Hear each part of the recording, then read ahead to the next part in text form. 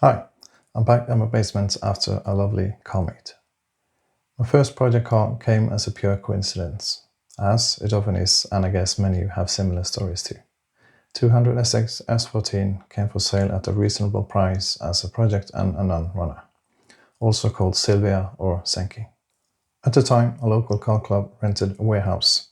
A group of us shared the cost, and with the car lift installed, I finally had storage for a project.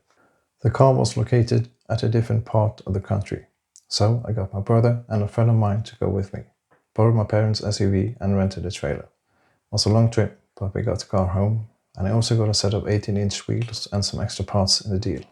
After some research, the conclusion was that the car had a faulty camshaft position sensor and an extra immobilizer that prevented startup. The car also had a faulty heater, so that was addressed at the same time. Before drawing it home, I put the car on the lifter to check for leaks. No signs of any, so I headed off. Did I make it home? Of course not. The car started smoking and stopped before I could shut it off. Turns out there was a leak after all. Leaky pipe at the turbo meant I couldn't see without revs. Overheated and seized engine as a result. I had the car for sale for a short while, but got no response. So I decided to get the engine changed. A nice and quick job was the idea. I came across a local guy selling a tuned engine with forged internals, bigger turbo, ported top, engine management system and the full lot. A high-powered engine had me sold in seconds. A quick and easy engine change. Famous last words there. Since the engine was tuned, I decided to get an upgraded transmission. I might as well invest in coilovers. Since I got coilovers, I might as well upgrade the suspension. And so it went. I quickly realized the project had grown way beyond my skills and experience at the time, so I got in contact with a local mechanic to help me out. It took several trips to get the car and all the parts over to his workshop. He also brought in a friend of his that runs a tuning shop to set up the engine management system and the electronics of the car. I still remember his first words to me as he came into the workshop where all the parts were laid out. There's over 100,000 worth of parts on the floor here. He identified the scale of it much quicker than I did. I didn't know the exact horsepower on the engine, as the clutch slipped on the dyno for the previous owner. He also learned that the head gasket can be put in the wrong way. In his eagerness for power, he fitted it with the biggest turbo he could think of. Needless to say, that didn't work very well. Turbo didn't activate until the end of the rev scale, so every time he changed gears, he had to build up revs again. Thankfully, he had addressed these issues when I bought the engine from you. An unused extreme clutch was included in the package, and a much more suitable GT3071R was installed. However, I still inherited some of his quirks. The return pipe from the turbo was a plastic tube on top of the manifold. We gave him credit for picking an obvious location, but replaced it with metal tubing instead. The build came along nicely, and I supplied the mechanic with parts when needed, and kept ordering a few nice-to-have parts along the way. Just a few. When I bought the engine, I decided to pay extra to get the engine management system included, since it had a finished tune. An electronic SM2 with ignition amplifier. Turns out we would have been better off starting from scratch. Old car with an old management system would fit perfect, I thought. Turns out they spoke completely different languages and had to be altered to be able to communicate. The setup also lacked both an idle program and cold start calibration. The tuner got the system together and did some modifications here and there, such as a throttle cable fitment and the battery placement. The previous car owner had cut through the battery location plate in order to fit an aftermarket intercooler system and replaced the normal battery with a much smaller scooter battery. Apparently the only thing he could find space for. I had bought every gauge I could think of. Boost pressure, air-fuel ratio, temperatures, you name it.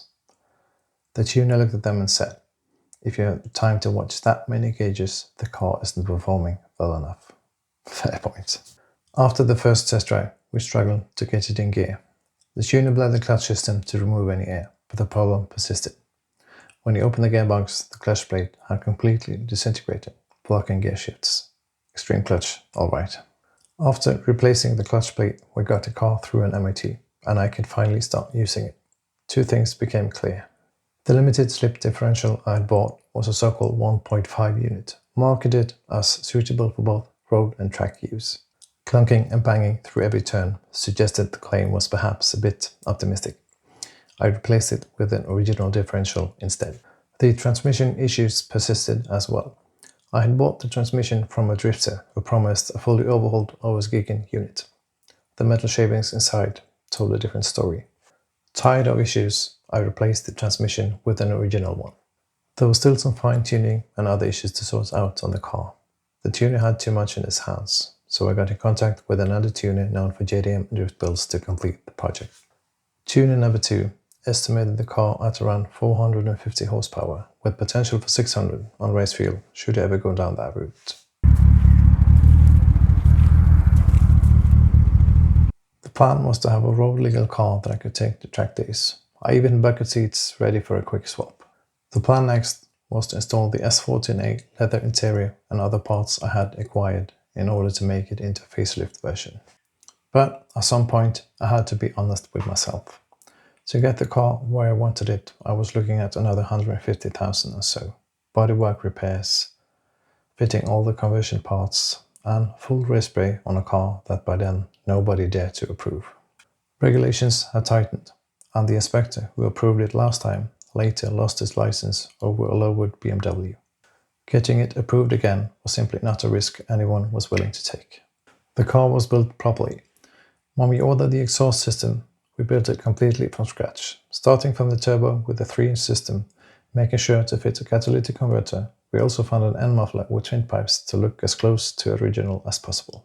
The coilovers also had TOV papers, but I had no idea how to navigate the approval process for all the changes we made.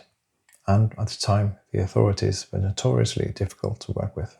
But it felt wrong to strip it down to a track car with so many good and expensive parts invested. Someone else deserved to take it further, so I sold it at a loss. And watched several 100,000 of my hard-earned money drive away on a trailer. And that was the end of the S14, the one that started it all. It might sound like I had focused on a single project throughout the process. Far from it. I had several ongoing projects simultaneously, but that is a story for the next episode.